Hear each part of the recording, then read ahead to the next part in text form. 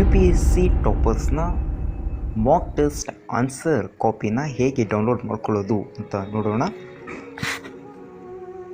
First Chrome open ಮಾಡಿ. Chrome open ಆದಮೇಲೆ Vision IAS ಅಂತ ಎಂಟರ್ ಮಾಡಿ.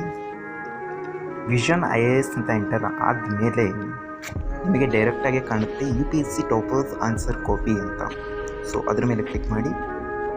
ಆನಂತರ ನಿಮಗೆ ಕಾಣುತ್ತೆ UPSC toppers booklet model answer copy, Aditya Srivastav rank 1 ಬಂದಿದ್ದೀರಲ್ಲ ಅವರ ಆನ್ಸರ್ ಕಾಪಿ. ಇದ್ರ ಮೇಲೆ ನೀವು ಕ್ಲಿಕ್ ಮಾಡಿದ್ರೆ ಡೈರೆಕ್ಟ್ ಡೌನ್ಲೋಡ್ ಆಗುತ್ತೆ. ಓಕೆ, ಆನಂತರ ನೀವು ಟಾಪರ್ಸ್ ಯಾವ ರೀತಿ ಆನ್ಸರ್ ಬರೆದಿದ್ದಾರೆ, ಯಾವ ಕ್ವಶನ್ಗೆ ಯಾವ ರೀತಿ ಆನ್ಸರ್ ಬರೆದಿದ್ದಾರೆ ಅನ್ನೋದನ್ನು ಅಬ್ಸರ್ವ್